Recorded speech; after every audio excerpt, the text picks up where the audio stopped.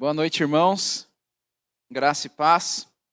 Amém. Graças a Deus por mais esse culto que viemos aqui prestar ao nosso Deus. Louvamos ao Senhor pelo privilégio que Ele tem nos dado de poder nos reunir como igreja. Irmãos, abra sua Bíblia comigo no Salmo de número 63. Nós vamos ler a palavra de Deus. Louvado seja o nosso Deus. Salmo de número 63. Todos encontraram? Vamos ler a palavra de Deus assim. Ó Deus, Tu és o meu Deus, eu te busco ansiosamente. A minha alma tem sede de Ti, meu corpo te almeja como terra árida, exausta e sem água. Assim, quero ver-te no santuário para contemplar a Tua força e a Tua glória. Porque a Tua graça é melhor do que a vida, os meus lábios te louvam. Assim, eu te bendirei enquanto viver, em Teu nome levanto as mãos. Como de saborosa comida, assim se farta a minha alma, e com júbilo nos lábios a minha boca te louva. E no meu leito, quando de ti me recordo, e em ti medito, durante as vigílias da noite. Porque tu tens sido o meu auxílio, à sombra das tuas asas eu canto de alegria.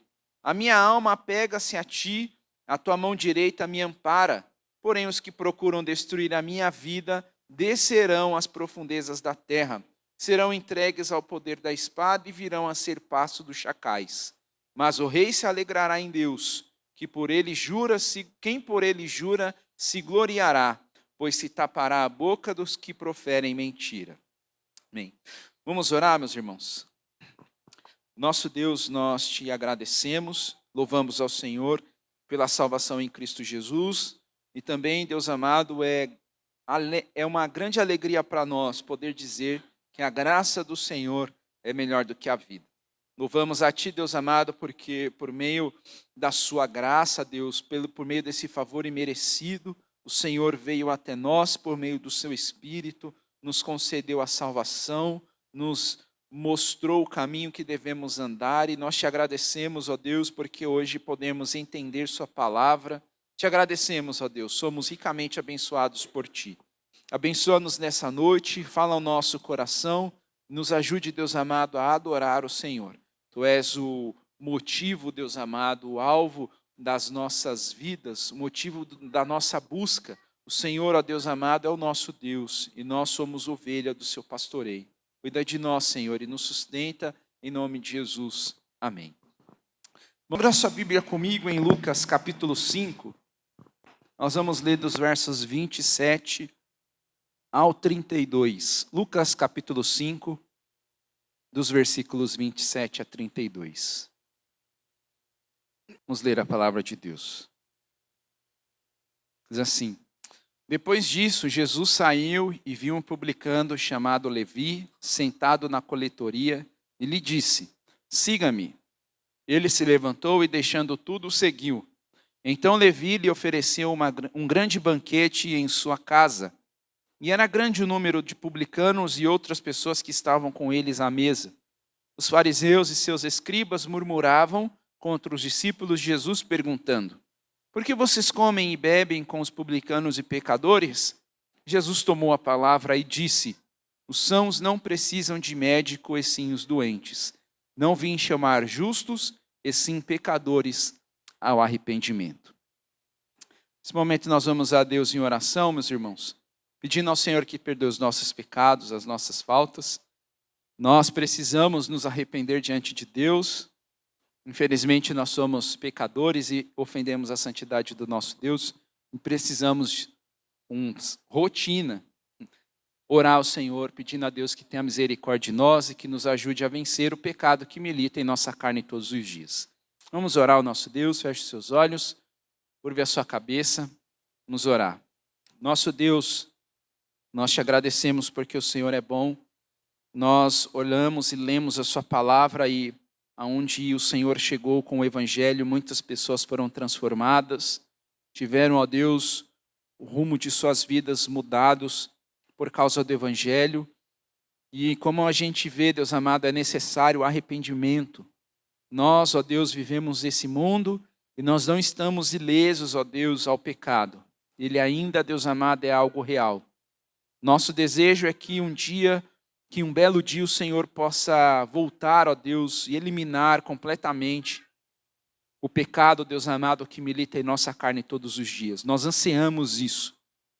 Enquanto nós vivemos, ó Deus, nesse mundo, somos orientados pela sua palavra a arrepender-nos, ó Deus, a buscar no Senhor o que precisamos para abandonar as práticas de pecado e vivermos, ó Deus, como novas criaturas que somos em Jesus.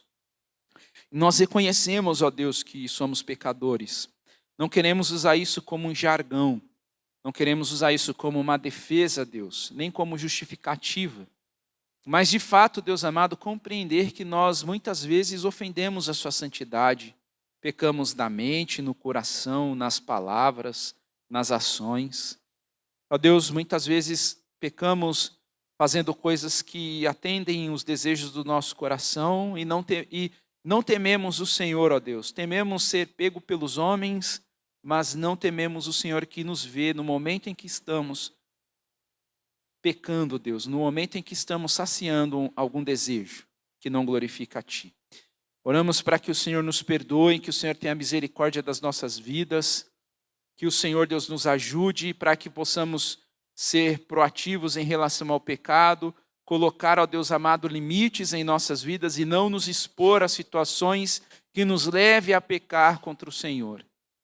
Deus amado, abre os nossos olhos e nos ajude a entender que nós não temos forças em nós mesmos, ó Deus, que não podemos agradar ao Senhor segundo aquilo que a gente muitas vezes pensa ou imagina, mas que devemos e precisamos viver arrependidos, entregues, ó Deus amado, e estar sob os seus cuidados.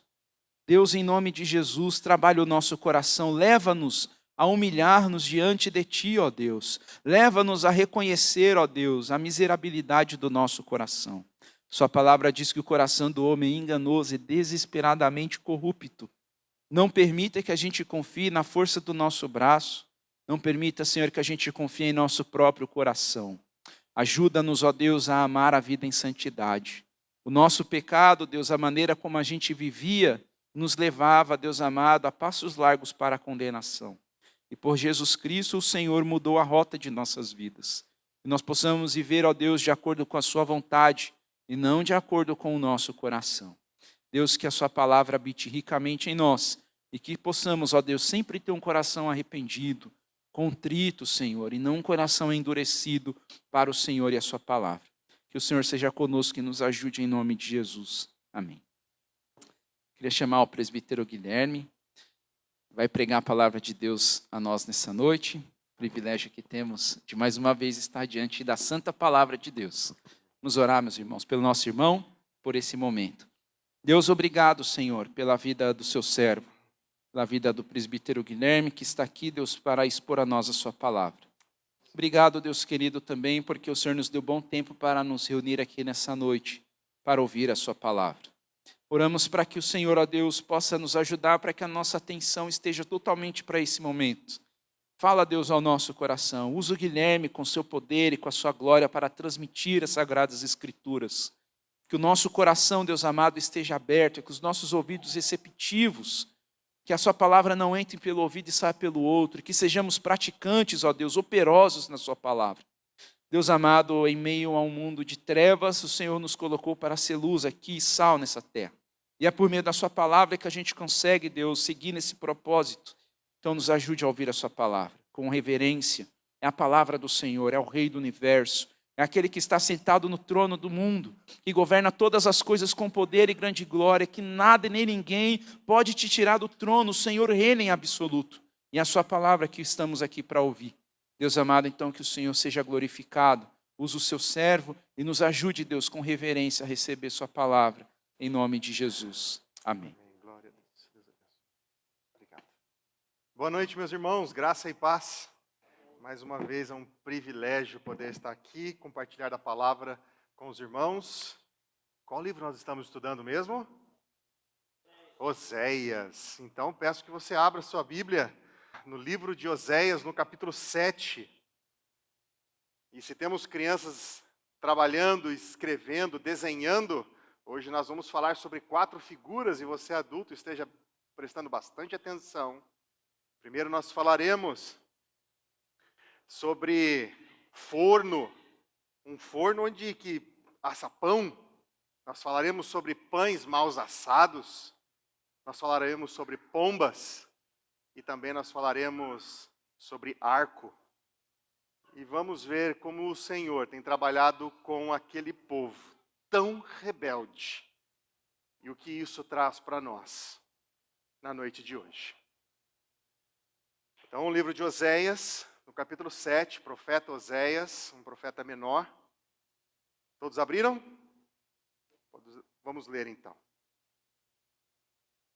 Quando tento sarar Israel, se descobre a iniquidade de Efraim e a maldade de Samaria, porque praticam a falsidade.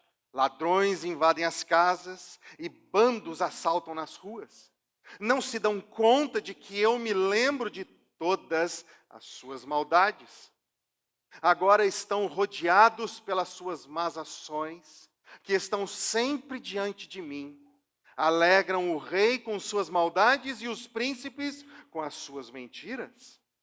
Todos eles são adúlteros, são semelhantes ao forno aceso pelo padeiro, que não precisa atiçar o fogo desde que sovou a massa até que seja levedada. No dia da festa do nosso rei, os príncipes adoeceram de tanto beber vinho. E o rei estendeu a mão aos zombadores. Enquanto estão à espreita, preparam o coração como um forno. Durante a noite o seu furor se abranda, mas pela manhã queima como um fogo abrasador. Todos eles são quentes como um forno e consomem os seus juízes. Todos os seus reis caem, mas não há ninguém entre eles que me invoque. Efraim se mistura com os povos e é um pão que não foi virado na hora de assar. Estrangeiros sugam as suas forças, mas ele não percebe. Cabelos brancos se espalham pela cabeça, mas ele não o sabe. A arrogância de Israel abertamente dá testemunho contra eles, mas eles não voltam para o Senhor, seu Deus, nem o buscam em tudo isso, porque Efraim é como uma pomba ingênua sem entendimento. Chamam o Egito e se voltam para a Síria.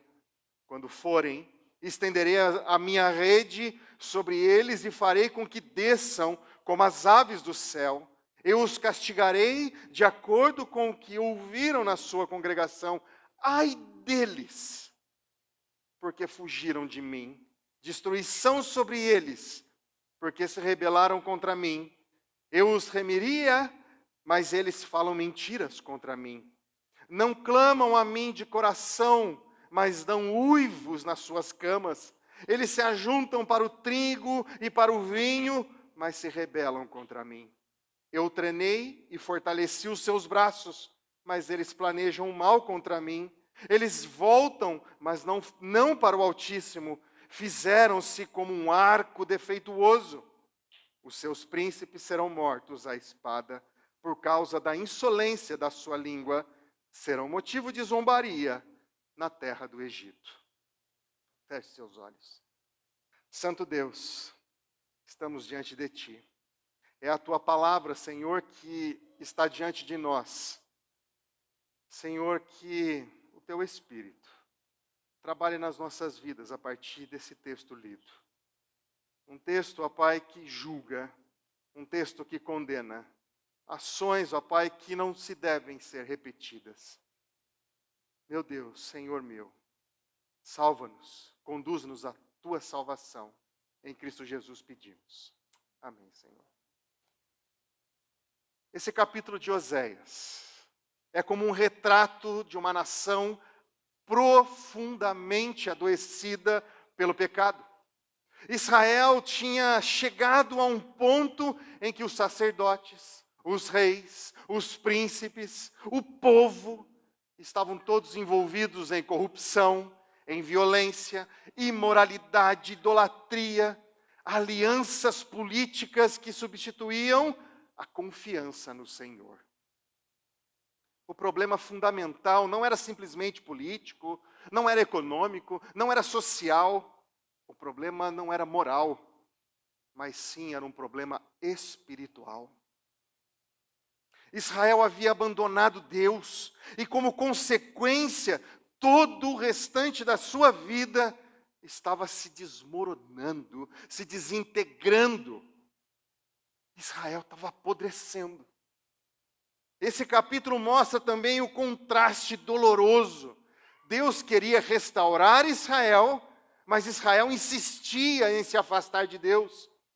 O Senhor queria curar, o povo continuava pecando. Deus oferecia redenção, Israel procurava socorro nos mais diversos lugares. Assim, Osés utiliza 4 figuras marcantes para mostrar o estado espiritual dessa nação, que era o povo de Deus. Um forno aceso, um pão que não foi virado, uma pomba enganada e um arco enganoso. Então a gente olha esses primeiros versos de 1 a 4, olhando a condição espiritual de Israel. Antes das 4 figuras principais, Osés revela a profundidade dessa crise que estava acontecendo lá em Israel. Verso 1, bem no comecinho: quando me disponho a mudar a sorte do meu povo e a sarar a Israel, se descobre iniquidade de Efraim. Um povo com relacionamento errado com Deus, gente. Existe aqui esse contraste entre a disposição da graça de Deus de se achegar a Israel e a persistência pecaminosa do povo. Deus desejava mudar a sorte de Israel, curá-lo, mas quando se aproximava, encontrava falsidade, encontrava rebelião, encontrava ausência de arrependimento. O problema não estava na indisposição de Deus para restaurar, ele não estava alheio ao seu povo, ele estava presente e se achegando, mas havia uma indisposição de Israel para se arrepender.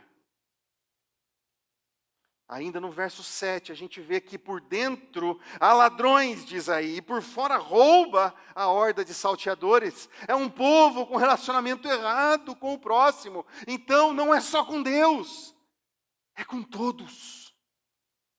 O abandono de Deus produziu essa deterioração nos relacionamentos humanos. A infidelidade vertical, a infidelidade com Deus, transforma-se em violência com os outros, aqui na horizontal, porque aqui está rompido. Os sacerdotes que deveriam conduzir o povo na direção de Deus estavam envolvidos em roubos, em criminalidade, em falsidade, e um princípio muito importante: quando desaparece o temor de Deus, também desaparece progressivamente o respeito com o próximo. Quanto mais eu me afasto de Deus, mais intrigas com os outros. Será que isso não acontece com as nossas vidas? Será que a gente não se vê apurrinhando, estando com raiva? Sabe, ardente em raiva muitas vezes, porque às vezes não temos um bom relacionamento com o Senhor, deixamos de orar, deixamos de ler da sua palavra. É engraçado como isso transpõe o tempo, e a mesma coisa acontece nos dias de hoje para nós. Meus irmãos, um povo que perdeu o temor e o pudor, a gente vê no verso 2 ao verso 4, Israel passou a viver como se Deus não estivesse vendo. Verso 2 ele diz: não dizem no seu coração que eu me lembro de toda a sua maldade. O pecado secreto continuava completamente exposto diante de Deus. Aí eu olho o salmista lá no Salmo 90. O verso 8 diz assim: pusestes as nossas iniquidades diante de ti, e sob a luz do teu rosto, os nossos pecados ocultos, meus irmãos. Na escuridão do nosso pecado, quando Deus põe a sua luz, nada fica oculto. Nada ficou oculto, meus irmãos. O povo acreditava que poderia pecar impunemente, esquecendo de que seus próprios atos acabaria sendo cercado por Deus. Meus irmãos, o adultério possuía duas dimensões, espiritual e claramente moral. Primeiro, Israel abandonou o Senhor e prostituiu-se com os ídolos. Depois, essa infidelidade espiritual produziu deterioração moral. Já não tinha respeito por mais ninguém. Já não tinha respeito pelas autoridades. O que começou no relacionamento com Deus, alcançou o templo, o palácio, as ruas.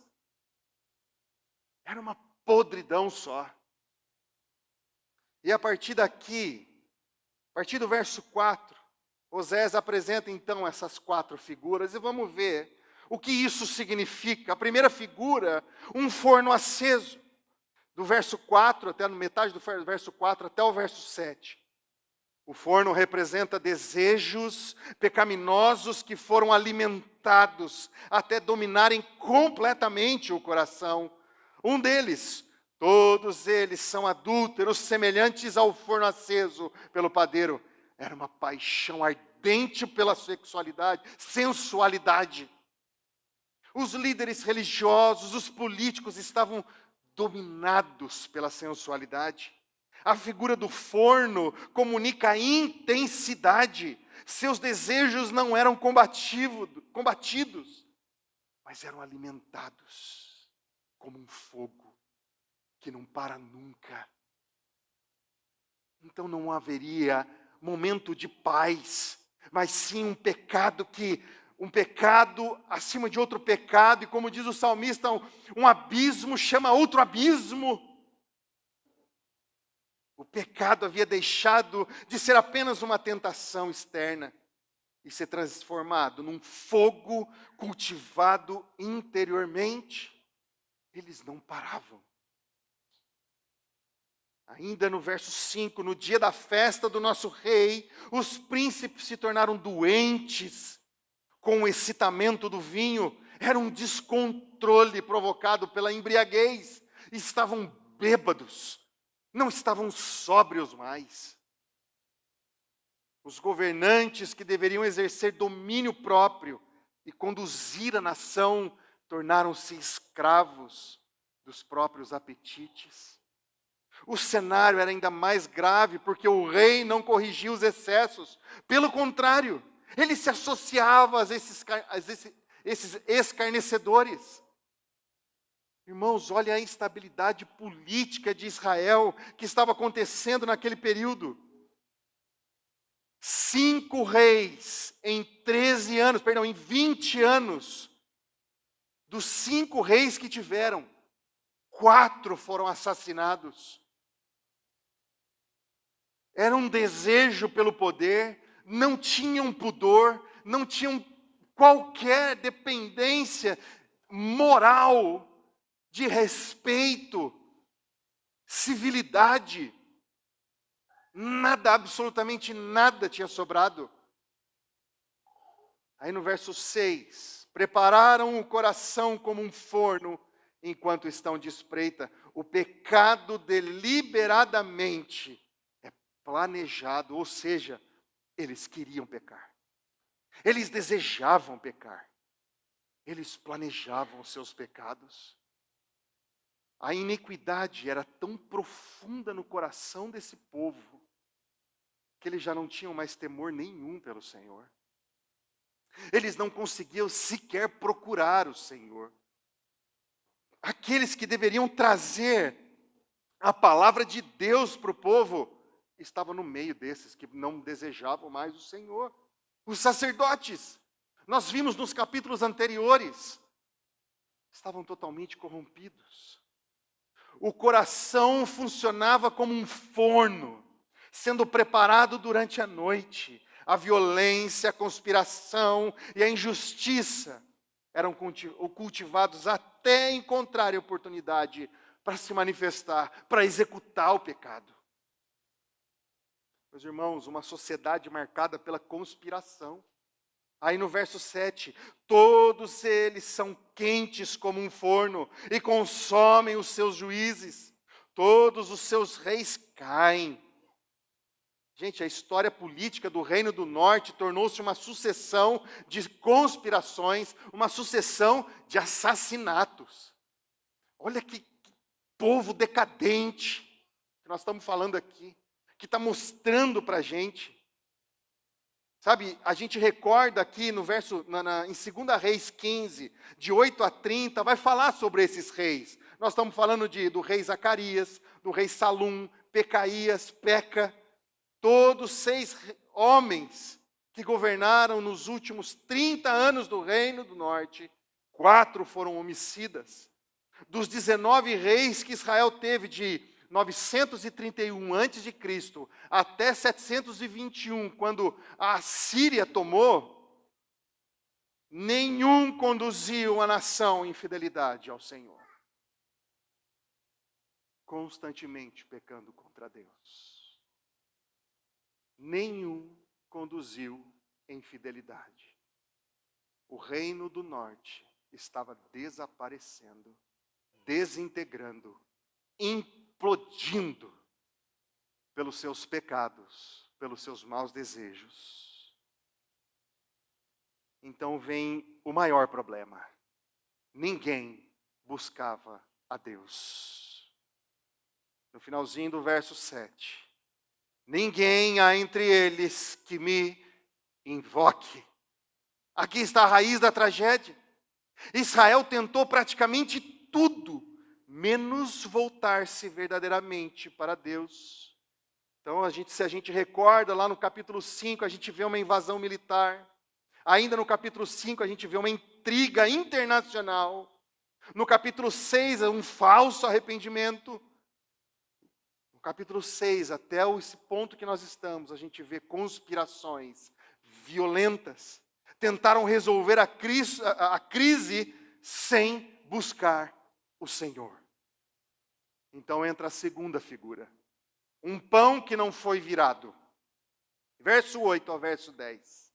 Efraim se mistura com os povos. É um pão que não foi virado. A imagem é de um pão assado sobre pedras. Se não fosse virado, ficaria queimado de um lado e cru do outro. A figura representa uma espiritualidade desequilibrada, incompleta, inútil, não serve para nada. Que nem água de salsicha. Não serve para nada. Verso 8, Israel deveria ser luz para as nações. Só que aconteceu exatamente o contrário. Aquele que deveria influenciar, foi influenciado, foi dominado, negociou a sua fé. Ao se misturar com outros povos, Israel não o conduziu ao conhecimento do Senhor. Adotou os ídolos egípcio, assírio, dos povos vizinhos. Era queimando do lado das nações e cru do conhecimento de Deus. Uma pré-aplicação alcança também a igreja.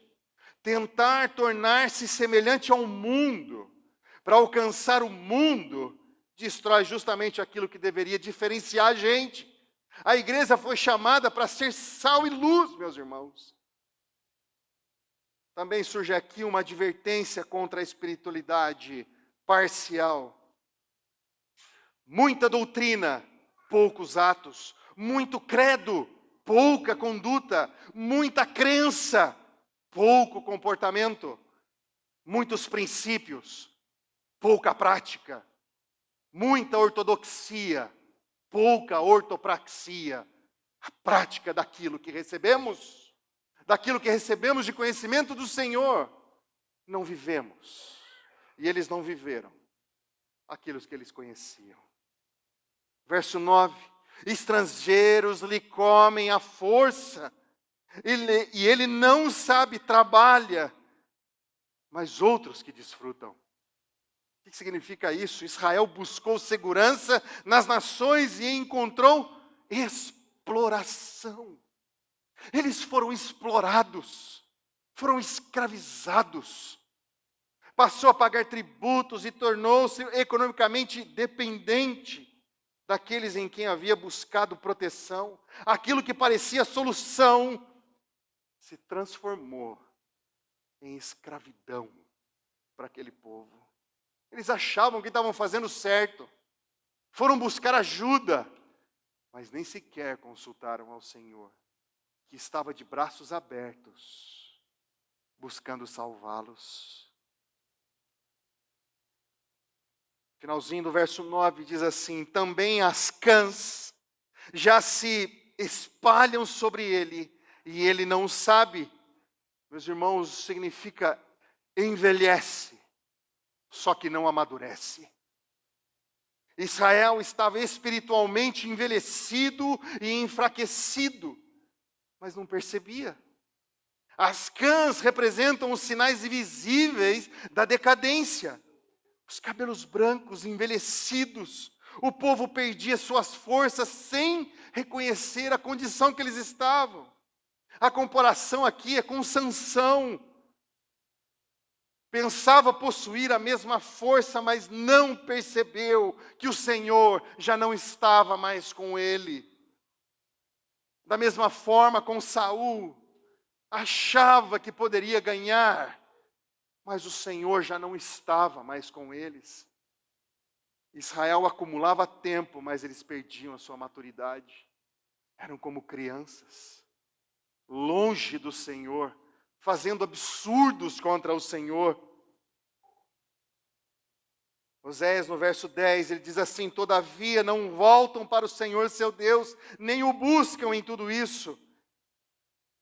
Eles se voltam, mas na direção errada, buscam outras coisas. O sofrimento não produziu arrependimento. Mesmo cercado pelas consequências das suas escolhas, Israel continuava procurando soluções políticas. A soberba deles impedia o povo de fazer aquilo que realmente precisava fazer. O que era? Voltar a sua face para Deus. Dependência de Deus. A terceira figura que ele traz aqui para a gente, do verso 11 ao verso 15. Uma pomba enganada. Efraim é como uma pomba enganada, sem entendimento. A pomba representa a ingenuidade, falta de discernimento, a ausência de direção. Israel voava entre Egito, entre a Síria, procurando segurança, mas não percebia que estava entrando na própria armadilha. O pastor falou hoje cedo sobre Arapuca, que fazia alguma coisa, né, pastor?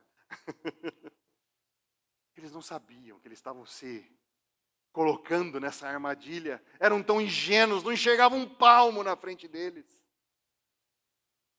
O contraste é particularmente forte aqui. No verso 7, não clamavam a Deus. No verso 10, não voltavam a Deus. No verso 11, chamavam pelo Egito. Ainda no verso 11, corriam para a Síria. Gente, perdidos. O pecado havia comprometido até mesmo a capacidade de discernir daquele povo. Não tinham mais sabedoria para nada. Então a imagem muda. Deus aparece como aquele que lança a rede, recebe disciplina em lugar da bênção. No verso 12 a gente vê: sobre eles estenderei a minha rede. Quanto mais Israel tentava escapar das consequências de seu pecado, por meio das alianças com esses outros povos, mais caminhava na direção do juízo, que Deus já havia falado. A disciplina que tentavam evitar era justamente aquela com que eles vão de frente. Eles vão de frente. E aqui aparece uma das declarações mais dolorosas do capítulo 3, no verso 13. Eu os remiria, mas eles falam mentiras contra mim. O desejo redentor de Deus aparece em contraste com a rebelião humana. Israel foge daquele que deseja redimi-lo, foge do Redentor. Eles estão tão cegos. Às vezes a gente está tão embrenhado nos nossos pecados, nos nossos afazeres, que a gente fica tão cego de Deus. Israel não estava verdadeiramente arrependido. O povo lamentava as consequências do pecado, mas não lamentava o pecado. Aí no verso 14 a gente vê: não clamam a mim de coração, para o trigo e para o vinho se ajuntam, mas para mim não se achegam a mim. O que eles queriam? A bênção sem o abençoador, a provisão sem o provedor, o trigo e o vinho sem comunhão com Deus. É um absurdo. O centro da espiritualidade havia deixado de ser e passado a ser o próprio homem. No verso 15 a gente lê: adestrei e fortaleci os seus braços, no entanto, maquinam contra mim. Deus havia amado, chamado, ensinado, fortalecido Israel.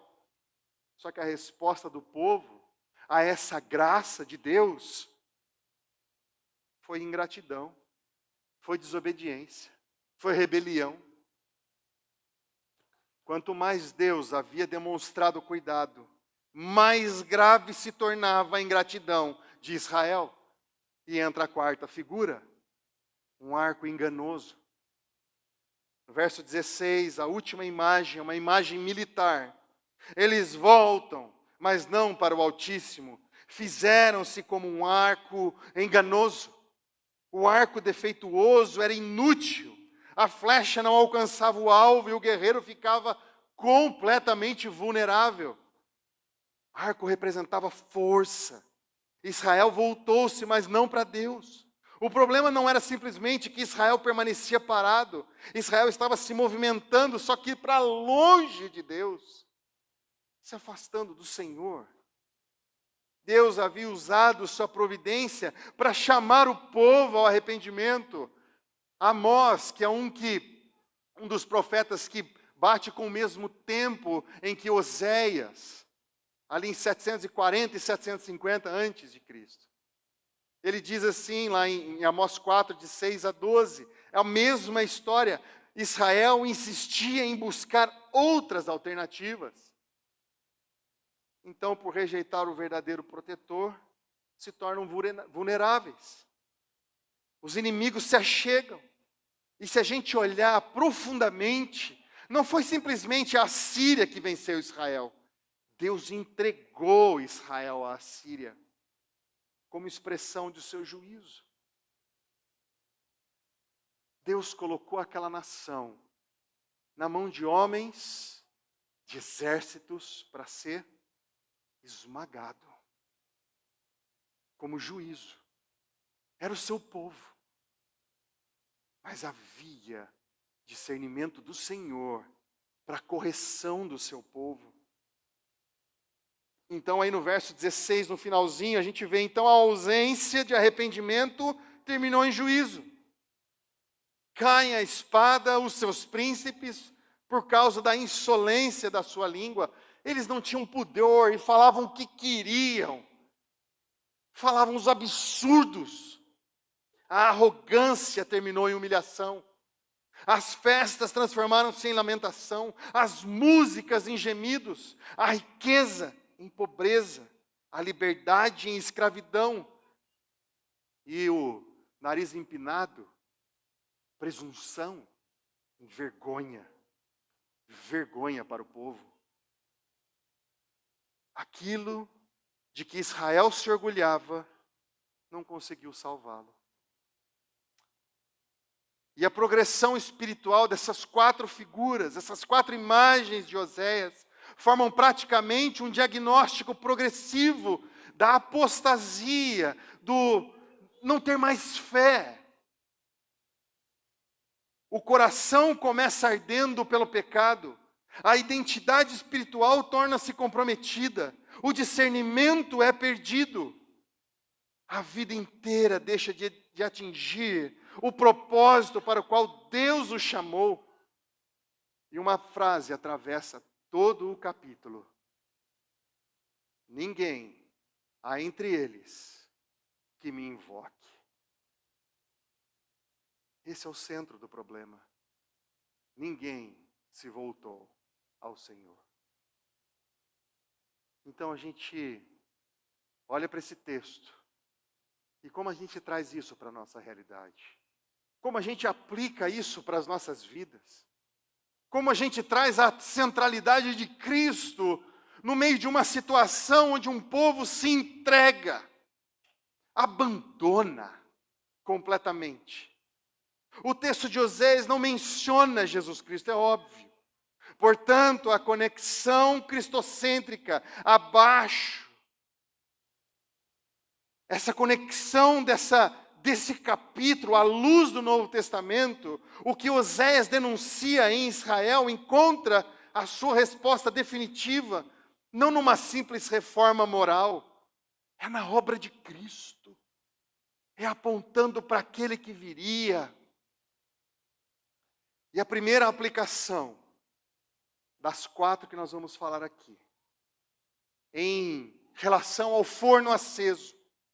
Cristo não veio apenas controlar o nosso comportamento, mas transformar o nosso coração.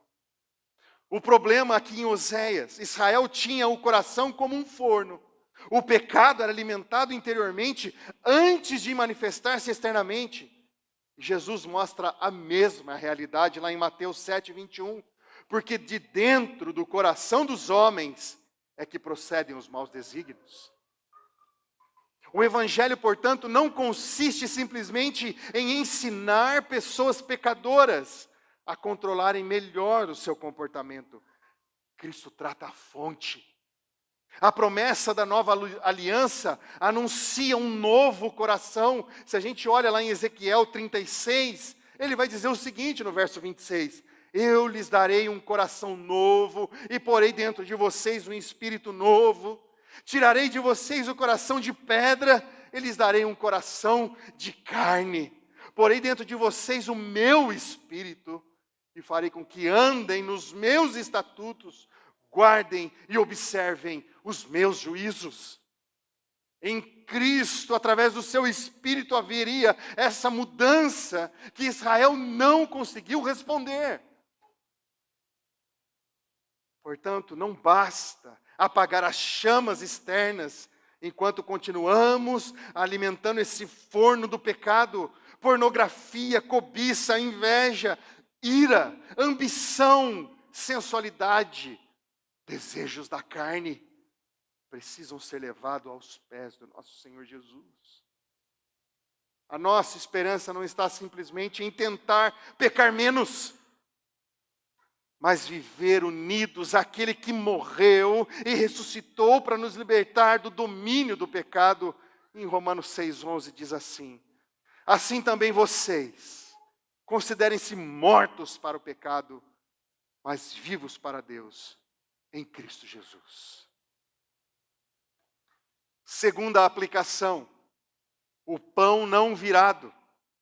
Cristo nos chama para uma vida integral, não para uma fé dividida. A divisão que existia no povo de Israel, em Cristo não há essa divisão. O problema em Oséias, Israel tornou-se um pão que não foi virado, ali no verso 8. Queimado de um lado e cru do outro. Havia religião, mas não havia fidelidade. Esse perigo permanece, meus irmãos. Podemos possuir ortodoxia sem ortopraxia, conhecimento sem transformação, Bíblia sem obediência, culto sem santidade. Jesus confrontou exatamente essa espiritualidade nos religiosos da sua época. Lá em Mateus 15 ele diz assim: este povo honra-me com os lábios, mas o seu coração está longe de mim. Cristo não vai reivindicar uma pequena área da nossa existência, um pequeno pedaço do nosso coração. Ele quer a nossa vida inteira. Lucas 9, 23 diz assim: se alguém quer vir após mim, negue a si mesmo dia a dia, tome a sua cruz e siga-me. E o tomar a sua cruz aqui é morrer, assim como ele se entregou por nós.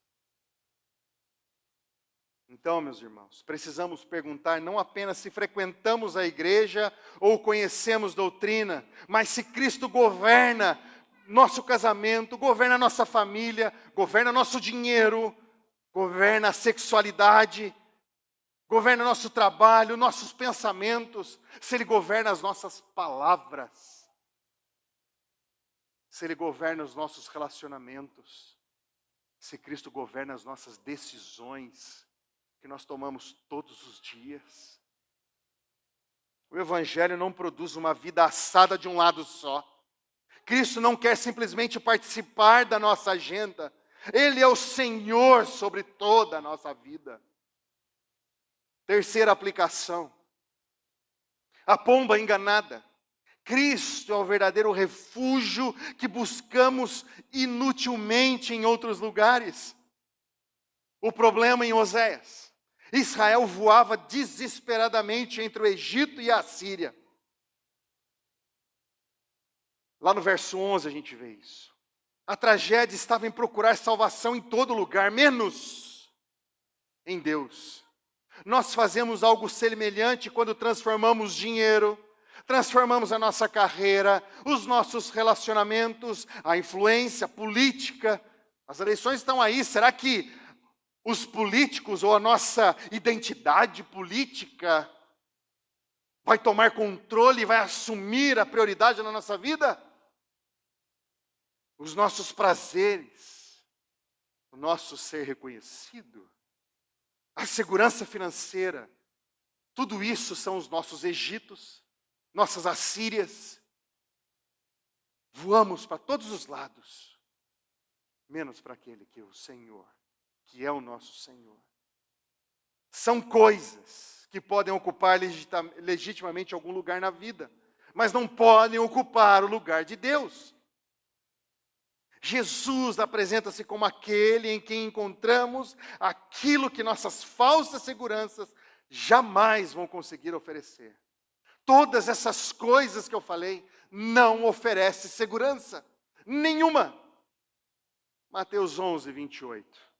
Venham a mim todos vocês que estão cansados e sobrecarregados, e eu os aliviarei. Israel queria trigo e vinho, mas não queria Deus. Verso 14. Cristo inverte essa lógica quando declara: eu sou o pão da vida. Quem vem a mim jamais terá fome. Então, meus irmãos, a pergunta não é somente o que eu estou buscando, mas a quem estou buscando quando a minha vida entra em crise. Qual é a minha reação? Aponta a minha cosmovisão. Quando eu reajo, aponta para o meu Salvador? Aponta para aquilo que Ele transformou em mim? Cristo precisa ser mais precioso para nós do que aquilo que esperamos receber dEle. O Evangelho não é simplesmente receber coisas de Jesus. O grande presente do Evangelho é receber o próprio Jesus. Última aplicação. O arco enganoso. Somente Cristo atingiu perfeitamente o alvo que nós erramos. Essa talvez seja a conclusão cristocêntrica mais profunda desse capítulo. O arco enganoso. Israel é chamado de arco enganoso. Deus havia chamado Israel para ser o seu povo, viver em santidade, testemunhar as nações. Israel, porém, falhou. Falhou absurdamente e repetidamente. Quando Israel fracassou, Cristo permaneceu fiel, e fiel até a morte, e morte de cruz. Israel foi chamado do Egito e tornou-se infiel. Jesus também é apresentado como aquele que sai do Egito lá em Mateus 2,15, mas permanece perfeitamente obediente ao Pai. Israel falhou como filho, Cristo é o filho amado, em quem o Pai se compraz. Israel não atingiu ao alvo, Cristo atingiu. E na cruz, o Filho perfeitamente obediente recebeu sobre si o juízo que os pecadores desobedientes mereciam. Israel podia ter olhado para aquele que era a promessa, aquele que haveria de vir. Apenas um pequeno remanescente entendeu isso, mas foi descobrir isso muito tarde. Lá em 2 Coríntios 5:21 diz: aquele que não conheceu o pecado, Deus o fez pecado por nós, para que nele fôssemos feitos justiça de Deus. Por isso a resposta aí a Oséias 7 não é simplesmente seja melhor que Israel. Não. A resposta do Evangelho é corra para Cristo. Busque a Cristo. Se espelhe em Cristo, ande nas pegadas que Cristo mandou. Porque quando o nosso coração é forno aceso, Cristo pode transformar nossos afetos. Quando somos pão não virado, Cristo pode integrar fé à vida. Quando somos uma pomba enganada, Cristo é o nosso verdadeiro refúgio. E quando somos arco enganoso, Cristo é o Filho fiel que cumpriu perfeitamente aquilo que jamais nenhum de nós conseguiria cumprir. E nós unidos a Ele, como a gente vê em Efésios, somos restaurados para viver para a glória de Deus. Cumprimos o nosso propósito, viver para a glória de Deus. Então, essa grande tragédia em Oséias 7, ninguém há entre eles que me invoque, encontra a sua resposta e convite do Evangelho. Lá em Romanos 10:13 diz assim: todo aquele que invocar o nome do Senhor será salvo. E a base também em Joel 2:32. E acontecerá que todo aquele que invocar o nome do Senhor será salvo. Porque no monte Sião e em Jerusalém estarão os que forem salvos, como o Senhor prometeu, e entre os sobreviventes, aqueles que o Senhor chamar. Meus irmãos, o chamado final de Oséias, portanto, não é simplesmente para uma reforma religiosa. É um chamado para abandonar os falsos refúgios, reconhecer o pecado e voltarmos para Deus. E à luz do Novo Testamento, sabemos que esse retorno, ou esse voltar para Deus, acontece por meio de Cristo. E Cristo somente porque há um só Deus e um só mediador entre Deus e a humanidade, Cristo Jesus, nosso Senhor. Somente a Deus toda a glória. Vamos orar. Bendito Deus, eterno e poderoso Pai, estamos aqui, Senhor. É a Tua igreja, a Tua comunidade que se levanta em adoração a Ti, reconhecendo que o Senhor, ó Jesus, nosso mediador, nosso único Salvador, é aquele que traz vida, é aquele que traz justiça, é aquele que traz paz com Deus. Não há outro Senhor, ó Deus, não há para quem possamos correr, não há Síria, não há Egito, não há norte nem sul, nem leste nem oeste, não há cidade alguma, não há povo algum que nos leve ao Senhor, a não ser Cristo Jesus, nosso Salvador.